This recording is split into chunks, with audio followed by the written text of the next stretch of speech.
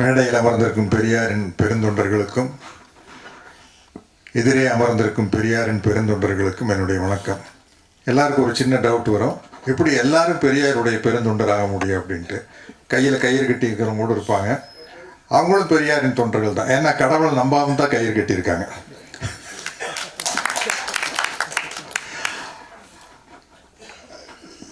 எனக்கு நம்ம ராஜ்குமார் பேசும்போது சொன்னார், வேலுப்பிரபாரனுடைய உதவியாளர்னு சொன்னோன்னு அவருக்கு நான் படம் நடித்து கொடுத்தேன் அப்படின்ட்டு.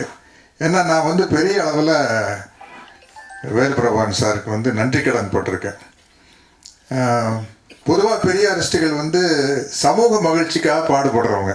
பெரியாருடைய முக்கியமான குறிக்கோள் சமூக மகிழ்ச்சிக்காக பாடுபடுறவங்க. அவங்கெல்லாம் எப்போவுமே ஒரு பெரிய புரட்சிகரமான சிந்தனையோடு இருப்பாங்க.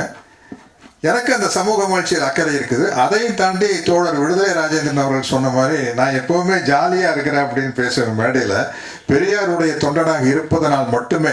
ஏன்னா ஏன் இன்னைக்கு நான் அந்த ட்ராக் எடுத்து பேசணும்னு ஆசைப்படுறேன்னா, இன்னைக்கு யூடியூப்பு அங்கே இங்கே எங்கே பார்த்தாலும் மகிழ்ச்சியோடு இருப்பது எப்படி, இது சம்பந்தமான யூடியூப் எக்கச்சக்கமாக வந்துட்டு இருக்குது சோசியல் மீடியாவில். அப்போ எல்லாருமே மகிழ்ச்சியை நோக்கி அலையிறாங்க. நான் என்னுடைய தனிப்பட்ட எக்ஸ்பீரியன்ஸில் சொல்கிறேன், நீங்கள் மகிழ்ச்சியோடு இருக்கணும்னா கடவுள் என்ற கற்பனை உட்பட எந்த விதமான மூட நம்பிக்கையும் இல்லாமல் இருந்தால்தான் மகிழ்ச்சியாக இருக்க முடியும். சாஸ்திர சடங்கு சம்பிரதாயம் எந்த பண்பாடு கலாச்சார நாகரிகம் கூட எனக்கு உடன்பாடு இல்லைங்க. இன்னும் மனுஷனை கொண்டுகிட்டு இருக்கிறான், பாலஸ்தீனத்து மேலே குண்டு போட்டுருக்குறேன். இன்னும் பண்பாடு கலாச்சார நாகரிகம் எல்லாம் வளர்ந்துருச்சா? என்ன இந்த உடை அணிஞ்சிக்கிறது மட்டும்தான் பண்பாடு கலாச்சார நாகரிகமா? என்னைக்கு ஒரு மனிதன் இன்னொரு மனிதனை கொல்லாமல் இருக்கிறானோ அன்னைக்கு தான் பண்பாடு கலாச்சார நாகரிகம் மலர்ந்ததாக அர்த்தம். அது வரைக்கும் அது மலர்ந்ததாக அர்த்தம் இல்லை. எனக்கு இங்கே இன்னொரு ஒரு விஷயம், நான் ஒரு 10 வயசுலேருந்து தீவிரமான மக்கள் தலைவர் எம்ஜிஆருடைய ரசிகர். அவருடைய படங்கள்ல எல்லாமே பகுத்தறிவு சிந்தனைகள் நிறையா இருக்கும். அவர் கடவுளை பற்றி பாடியிருக்காரு. ஆனால் அவருடைய படங்களில் பார்த்தீங்கன்னா பட்டுக்கோட்டை கல்யாண சுந்தரம் போன்ற பாடகர்கள் வசன வரிகள் எல்லாமே பார்த்தீங்கன்னா நிறையா இன்னும் சொல்லப்போனால் கம்யூனிஸ்ட் சிந்தனைகள் அதிகமாக இருக்குது. பொது உடைமை சம்பந்தப்பட்ட சிந்தனைகள் அவருடைய படங்களில் நிறையா இருக்கும். அந்த வகையில் இவர் பெரிய தீவிரமான எம்ஜிஆர் ரசிகர். பிரபாரன் அது தெரியாது, அப்புறம் பக்காவாக அப்புறம் மாதிரியே நடிச்சு காட்டுவார் என்கிட்ட. அப்படி இருக்கையில் அதுலேருந்து விலையை நானுக்கு மிச்சம் மீறி இருந்த ஒரே ஐட்டம் இந்த கடவுள் அப்படிங்கிற ஒரு கற்பனை கருத்தியல் தான். அது ஒண்ணுதான் பெண்டிங்கா இருந்தது. அதுலேருந்து என்னை வெளியே கொண்டு வந்தவர் வேலுப்பிரபார் சார் தான். அதனால இன்னைக்கு வரைக்கும் ரொம்ப வாழ்க்கையில் எவ்வளவோ கஷ்டம், எனக்கும் கூட கஷ்டங்கள் தனி மனித வாழ்க்கையில் எனக்கும் இருக்குது. பொருளாதார சார்ந்து இல்லை, அதெல்லாம் நல்லபடியாக இருக்கிற ஒன்றும் பிரச்சனை இல்லை. அது நான் சொன்ன மாதிரி நம்ம தோழர் மாறன் அவர்கள் ப்ளூ சட்டை மாறன் சொன்ன மாதிரி அதெல்லாம் நேக்க நடந்துக்குவேன். இதுக்கே இவர் வாய் தரங்கள புரட்சி தமிழ் பேர் மட்டும் வச்சிருக்காரு. தயவுசெய்து அந்த பட்டத்துக்கு நான் எந்த வகையிலே தகுதியானவன் இல்லை. இட முரசுங்கிறது கொஞ்சம் நியாயம். அந்த முரசும் கூட தொடர்ந்து கொட்டிக்கிட்டே இருக்காது, அப்பப்போ ஆஃப் பண்ணிக்குவேன். எங்கே ஆஃப் பண்ணணும் எங்கே கொட்டணும்னு தெரியும். இருந்தாலும் பெரியாரிய மேடைகளில் தொடர்ந்து நான் இந்த பக்கம் தான் இருக்கிறேன் அப்படின்னு சொல்லிட்டு இருக்கிறதுக்கான ஒரு முயற்சி தான் எப்பவுமே நடந்துகிட்டு இருக்கோம். அப்போ பிக் பாக்கெட்னு ஒரு படம் என்னுடைய மிக நெருங்கிய நண்பர் பாலுன்னு சொல்லிட்டு அவர் நிறைய வெற்றி படங்கள் எடுத்திருக்காரு. சின்ன தம்பி அப்படி அந்த மாதிரி படங்கள் நிறையா விஜயகாந்தை வச்சு, சரத்குமார் வச்சு, அண்ணா வச்சு, பிரபு வச்சு எல்லாம் எடுத்திருக்காரு. அவர் பிக் பாக்கெட்னு ஒரு படம் எடுத்தார். அதில் ஜிஎம் குமார் தான் டைரக்டர். அநேகமாக கதிர் சாரெல்லாம் அதில் அசிஸ்டண்ட்டாக இருந்திருப்பீங்க இல்லையா? அதில் ஒரு லிவிங்ஸ்டன், விஸ்வம் எல்லாம் நீங்கள்லாம் ஒரு மாடர்ன் டீம். அந்த புதுசாக பாக்யராஜ் சார்கிட்ட இருந்து வர்றவங்க அப்படிங்கிற ஒரு மாடர்ன் டீம் இருக்கும். ஆமாம், ஜீன்ஸு லூஸாக ஒரு ஜிப்பா, ஒரு ஜோல்னா போய் அது இருந்தால் ஆர்ட் ஃபிலிம் எடுக்கிறவங்க. அப்படி ஒரு காலகட்டம் இருந்தது. இந்த பிக் பாக்கெட் நடிக்கிறதுக்கு முன்னாடி இந்த பிக் பாக்கெட் 1988, 1987 அமெரிக்காவில் என் தங்கச்சி இருக்கிறாங்க. அங்கே போயிருந்தேன். அங்கே போயிட்டு சிகாகோவில் இருந்துட்டு நயாகரா வாட்டர் ஃபால்ஸுக்கு போகிற வழியில் ஒரு சின்ன கிராமம், இதாங்க தாமஸ் ஆல்வா எடிசன் பிறந்த ஊர் அப்படின்னாங்க. அதோட பார்த்துட்டு போகலாம், அவர் தான் சினிமாவை கண்டுபிடிச்சாங்க. அதில் இப்போ பெரிய கான்ட்ரோவர்சி இருக்குது. அவர் கண்டுபிடிக்கல, லூயி பிரதர்ஸுங்கிறாங்க, என்னமோ. சரி, தாமஸ் ஆல்வா எடிசனுங்கிறது சினிமாவுக்கு ஒரு ஆரம்பித்து வச்சவர் அப்படிங்கிற முறையில் அவருடைய கிராமத்துக்கு போனால் ரொம்ப சின்ன கிராமம். அதில் அவருடைய கண்டுபிடிப்புகள் எல்லாம் இருக்குது. அவருடைய சிலை ஒன்று வச்சுருக்காங்க. இதையெல்லாம் பார்த்துட்டு ஒரு நன்றியோடு பார்த்துட்டு, அப்பா நம்ம சோறுதிங்கிறதுக்கு ஒரு முக்கியமான காரணம் அப்பா அப்படிங்கிற ஒரு சந்தோஷத்தில் நயாகரா போயிட்டு வந்தேன். இது 88 தான் இந்த பிக் பாக்கெட்டு வந்து கேமராவுக்கு வழக்கம் போட தேங்காய் சுற்றுனாங்க. சுற்றணுன்னு பிரபாஸ் சார் வந்து, கொஞ்சம் தள்ளி நின்று சுற்றுங்கப்பா, புகை லென்ஸில் அடிச்சுட்டா படம் சரியா வராதுப்பா அப்படின்னாரு. சரி எங்கடா ஒரு டைப்பாக பேசுகிறாருன்னு சொல்லிட்டு ஷார்ட்டுக்கு நடுவில், என்ன பிரபாகர் சார் அப்படின்னா, சார் கேமரா கண்டுபிடிச்சி தாமஸ் ஆல்வா எடிசன் பிறந்த ஊரில் தென்னை மரமே கிடையாது சார். அவன் கண்டுபிடிச்சி அனுப்புனா இங்கே வந்து தேங்காயை சுற்றுறாங்க சார். ஏதாச்சும் ஒரு ப்ளம்ஸோ பேரிக்காயோ ஆப்பிளோ சுற்றினா நியாயமாக இருக்கு சார். எனக்கு போன வருஷம் தான் அந்த ஆள் பிறந்த ஊருக்கு போனோம், உண்மையிலேயே அங்கே தென்னை மரம் இல்லை.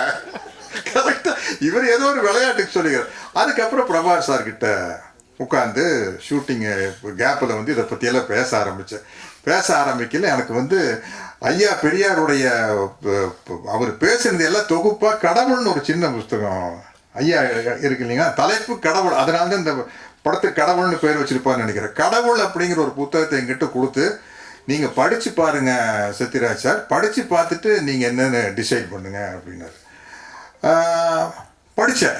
படித்து ஒரு 2-3 நாள் கொஞ்சம் குழப்பத்திலேயே இருந்தேன். நம்ம பிஸ்னஸ் பார்ட்னர் ஆச்சே கடவுள்.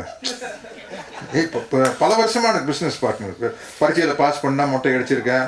அதில் வந்து சும்மா பாஸ் ஆனால் மருதமலை மட்டும், ஏன்னா எங்கள் ஊருக்கு பக்கம் கோயம்புத்தூர்லேருந்து கொஞ்சம் டக்குன்னு போயிடலாம். 60 மார்க்கு மேலே வாங்கினா மருதமலை அண்டு பழனி, நிறைய வாங்கினா மருதமலை பழனி திருப்பதி, இப்படியெல்லாம் டீல் பேசியிருக்கிறோம். அப்புறம் நான் நடித்த படம் ஒன்றா உனக்கு இது பண்ணுறேன் அது பண்ணுறேன் நல்லா பேசி நம்ம ஒரு பிஸ்னஸ் பார்ட்னர் டக்குன்னு வந்து யாரோ ஒரு தாடி வச்சுட்டு ஒரு பெரியவர் சொன்னாருங்கிறக்கா இல்லைன்னு சொன்னால் நைட்டு தூங்கும்போது வந்து கண்ணை குத்திட்டு எங்கேப்பா போகிறது அப்படிங்கிற ஒரு பயம். படிச்சுட்டு ஒரு 2 நாள் யோசித்து பார்த்தோன்னே சுத்தமாக கடவுள் நம்பிக்கை போயிடுச்சுங்க.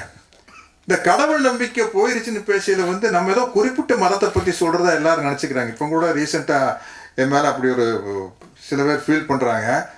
எனக்கு வந்து கடவுள் இல்லைன்னா எந்த மதத்தை சேர்ந்த கடவுள் மேலேயும் நம்பிக்கை இல்லை, அவ்வளோதான். அது மாதிரி வந்து இந்த குறிப்பிட்ட மதத்தை சேர்ந்த கடவுள் அப்படியெல்லாம் கிடையாது, எந்த கடவுள் மேலேயும் எனக்கு நம்பிக்கை இல்லை. இப்போ இதுலேருந்து வெளியே வந்தோடனே வாழ்க்கை வந்து ரொம்ப இலகுவாக இருக்குது. அதுதான் வந்து தோழர் விடுதலை ராஜேந்திரன் அவர்கள் சொன்னாங்க. எந்த கன்ஃபியூஷனுமே இல்லை. நல்ல நாள் கெட்ட நாள், ராகால ஏமங்கண்ட அஷ்டமி நவமி நோன்பு, குட் ஃப்ரைடே பேட் ஃப்ரைடே, 13ஆம் நம்பர் 8ஆம் நம்பர், இது எதுவுமே இல்லைங்க. எதுவுமே இல்லாத போது லைஃப் வந்து ரொம்ப ஜாலியாக இருக்குது. நான் தான் சொல்லுவேன், நல்ல நேரம் கெட்ட நேரம் பார்க்குறவனுக்கு நல்ல நேரம் கெட்ட நேரத்து மேலே தான் நம்பிக்கை இருக்கக்கூடிய, கடவுள் மேல் நம்பிக்கை இல்லை. கடவுள் மேல் நம்பிக்கைன்னா நல்ல நேரம் கெட்ட நேரமே பார்க்க மாட்டான். அது மாதிரி லைஃப் ரொம்ப ஃப்ரீயாக இருக்கிறதுக்கு காரணமே வந்து நான் வந்து பெரியாரின் தொண்டனாக இருப்பதால் தான். இன்னைக்கு வந்து அவர் வந்து சமூக விடுதலைக்காக பாடுபடுறாரு, ஜாதி மத ஏற்றத்தாழ்வு ஒழிக்கிறதுக்காக தந்தை பெரியாருடைய தொண்டர்கள் பாடுபடுறாங்க, பெண் விடுதலைக்காக பாடுபடுறாங்க. இதெல்லாம் வந்து இவங்களை மாதிரி பெருந்தொண்டர்கள் பாடுபட்டோம். என்ன மாதிரி ஒரு சராசரி மனுஷன் நல்ல சுயநலத்தோட வாழ்றவனுக்கு நம்மளுக்கு ஒரே குறிக்கோள் தாங்க இருக்கு வாழ்க்கையில, ஜாலியா இருக்கணும். அதுதான் நம்மளுடைய குறிக்கோள். ஜாலியா இருக்கணும்னா எந்த மூட நம்பிக்கை இல்லாம தான் ஜாலியா இருக்கு. ஆகவே தயவுசெய்து யூடியூப்ல பாக்குறவங்க, நீங்க சந்தோஷமா இருக்கிறதுக்காவது ஒரு பகுத்தறிவாளரா இருங்க, வேற எதுக்காக வேண்டாம். சமூகத்தை திருத்தறதுக்கு, சமூகத்துக்காக பாடுபடுறதுக்கு அவங்க எல்லாம் பண்ணிட்டு நம்மளுக்கே அந்த வேலை. நம்மள மாதிரி ஒரு சாதாரண மனுஷன் சந்தோஷமா ஜாலியா எந்த குழப்பமும் இல்லாம இருக்கணும். ஒண்ணும் இல்லை, நம்ம நடிக்கிற ஒரு படம், அந்த படம் ஓடலன்னு சொல்லி வருத்தப்படுறோம் இல்லை, ரிலீஸ் ஆன அன்னைக்கு அதே படத்தை நீ 3 மாசம் கழிச்சு போட்டு போடு, இத்தனை நாள் ஓடந்தே பெருசுன்னு உனக்கு தோணும். அந்த மாதிரி ஒரு படத்தை எடுத்துட்டு ஏன் இந்த கவுண்டமணி என்ன மாதிரி நீ பெடல் போட்டேன்னா எப்படிலாம் ஓட அந்த படம், நீ மறுபடியும் ஒரு தடவை பாரு அந்த படம். ஆகையினால் வந்து நீ வந்து கடவுள்கிட்ட வேண்டிக்கிறது எப்படின்னா, ஒரு வார்த்தை இடையில போடுவோம், எப்படியாவது பரீட்சையில பாஸ் பண்ணும், படிச்சா பாஸ் பண்ணுவேன், எப்படியாவது வியாபாரத்துல லாபம் வரணும், நல்லபடியா கவனிச்சுன்னா லாபம் வரும், எப்படியாச்சும் என் படம் ஓடணும், நல்லா எடுத்தா ஓடியா, இதை எடுக்கலையே. அப்புறம் அப்படியே ஒரு தெளிவான சிந்தனை வந்து ரொம்ப மகிழ்ச்சியா இருக்கிறதுக்கான ஒரு விஷயம். ஏன் சொல்றேன்னா, வேலு பிரபாகர் சாருக்கு நான் ஃபோன் பண்ணுறேன், இப்படி ஹாஸ்பிட்டலில் அட்மிட் பண்ணிட்டாங்கன்னு. அவருடைய நம்பர் இருந்தது, ஃபோன் பண்ணேன். ஃபோன் பண்ணோன்னா நம்ம பொதுவாக இந்த மாதிரி ஹாஸ்பிட்டலில் இருக்கிறவங்களுக்கு ஒரு ஆறுதலாக 2 வார்த்தை சொல்லலான்னு ஒரு தைரியம் சொல்கிறதுக்காக பேசுவோம் இல்லையா. பிரபாகர் சார் நம்ம உதாரணமாக என்ன சொல்வோம், இப்படித்தான் எங்கள் பெரியப்பாக்கு 3 தடவை பைபாஸ் நடந்திருக்குது, அவங்களுக்கு 2 தடவை நடந்திருக்குது, எல்லாம் ஜாலியாக இப்போ வாக்கிங் போயிட்டு சுற்றிட்டு இருக்கிறாங்க அப்படின்னு சொல்லாங்கிறதுக்காக ஃபோன் பண்ணி அவரை வந்து மனசை தேத்துறதுக்காக ஃபோன் பண்ணுறேன். ஃபோன் பண்ணி இப்போ பிரபாகர் சார் கொஞ்சம் தைரியமாக இருக்கும்னா, சார் எனக்கு என்ன சார், நான் வந்த வேலை, நான் வந்து பிறந்ததுக்கு தந்தை பெரியாருடைய கருத்துக்களை எவ்வளோ பரப்ப முடியுமோ அவ்வளோ பரப்பியாச்சு சார், என்னால் முடிஞ்ச அளவு பண்ணியாச்சு சார், இனி என்ன சார் இருந்தா என்ன போனா சார், சந்தோஷமா போவோம் சார் அப்படின்னாரு. ஆடிட்டேன் நான், என்னடா இந்த மனுஷன் வந்து சர்ஜரிக்கு போறாரா இல்லை வேற எங்கேயோ தியேட்டர் சினிமா பார்க்க போறாரா, இவ்வளவு தைரியமா இருக்காரு அப்படின்னா அந்த தெளிவுக்கு காரணம் வந்து மூட நம்பிக்கை இல்லாத ஒரு மனதுக்கு சொந்தக்காரராக இருக்கிறது தான். அவருடைய கடவுள் படத்து கருத்தை தான் வந்து நீங்கள் சொல்லிட்டீங்க, ஆமீர் கான் வந்து பிகேன்னு பண்ணுறது வந்து அந்த டீம்லேருந்து இவர்கிட்ட வந்து பேசிட்டு போனாங்க அப்படிங்கிறாங்க. இப்போ நம்மளுக்கு முன்னாடி ஒரு முக்கியமான கடமை இருக்குது. வேலு பிரபாகர் சாருடைய கனவுகளை நனவாக்குவதற்கான கடமைகள் என்னென்னா, இன்றைக்கி நம்ம சங்ககிரி ராஜ்குமார் அவர்கள் வெங்காயம் படத்து டைரக்டர், நம்ம தோழர் ப்ளூ சட்டை மாறன் மாதிரி ஆளுகிட்டேலாம் நான் என்ன சொல்கிறேன்னா, இன்றைக்கி வந்து உண்மையிலேயே சென்சார் ரொம்ப கெடுபிடி ஆயிடுச்சு. நம்ம நினச்சதை வந்து சினிமாவில் சொல்கிறதுங்கிறது வந்து ரொம்ப கஷ்டம். சென்சார் ஆகி நெட்ஃப்ளிக்ஸில் வந்து அன்னபூரணி படத்தை தூக்குறாங்க. அப்போது நம்ம இந்த சோஷியல் மீடியா மூலமாக தான் இந்த பகுத்தறிவு சிந்தனைகளை பரப்பக்கூடிய ஒரு சூழ்நிலையில் இருக்கிறோம். ஆனால் இன்றைக்கி நம்ம ஆளுகள்லாம் டீமுகள்லாம் சூப்பராக ரெடியாகி யூடியூப் சேனலில் வந்து பின்னி பெடல் எடுக்கிறாங்க. அது விவாத மேடையிலெல்லாம் போய் உட்கார்ந்தாங்கன்னு வச்சுங்க, நம்ம தோழர் மதிவதன் மாதிரி ஆளுகள்லாம் ஒன்று பேசுறதுக்கே வழி இல்லை. அந்த மாதிரி வந்து இன்னைக்கு இளம் பெரியாரிஸ்டுகள் நம்ம யூத்தாக நிறைய பேர் களத்தில் இறங்கிட்டாங்க. அதனால் வந்து இந்த சினிமா மீடியாவை தாண்டி இந்த சோஷியல் மீடியாவை வந்து நம்ம பலமாக கைப்பற்றி, ஏன்னா அதுக்கு சென்சார் கிடையாதுன்னு நினைக்கிறேன் இல்லையா, அது கிடையாது. அந்த சோஷியல் மீடியா மூலமாக வந்து ஐயாவுடைய கருத்துக்களை மிகப்பெரிய அளவில் கொண்டு போகணும். என்னுடைய முறையில் வந்து நான் ஐயாவின் கருத்துக்களை இப்படித்தான் சொல்கிறேன். நீங்கள் வாழ்க்கையில் மகிழ்ச்சியாக இருக்கணும்னா தெளிவான சிந்தனை தேவை. தெளிவான சிந்தனை தேவைன்னா எந்த விதமான மூட நம்பிக்கையும் இல்லாமல் இருக்கணும். எந்த விதமான மூட நம்பிக்கையும் இல்லாமல் இருக்கணும்னா நீங்கள் ஒரு பெரியாரிஸ்டாக இருந்தால் தான் முடியும். அதனால் சுயநலமாக கருதினாலும் கூட நீங்கள் வந்து ஒரு பெரியாரிஸ்டாக இருந்தால் வாழ்க்கையில் மகிழ்ச்சியாக இருக்கலாம். அந்த பாதையை எனக்கு போட்டு கொடுத்த என்னுடைய அன்பு தம்பி, அவர் என்னை விட 2 வயசு சின்னவர், வேலு பிரபாகரனுக்கு இந்த நேரத்தில் அவருடைய குடும்பத்தாருக்கும் சேர்ந்து என்னுடைய அனுதாபங்களை தெரிவிச்சுக்கிறேன். ஏன்னா வந்து ஒரு குடும்ப சப்போர்ட் இல்லாமல் இந்த மாதிரி ரேஷனல் திங்கிங்குள்ளே போகிறது ரொம்ப கஷ்டம், ரொம்பவே கஷ்டம். அது வந்து ஒவ்வொரு பெரியாரிஸ்டுகளும் உணர்ந்திருப்பாங்க. அவருக்கு ஆதரவாக இருந்த குடும்பத்தாருக்கும் என்னுடைய நன்றியை கூறி விடைபெறுகிறேன். வணக்கம்.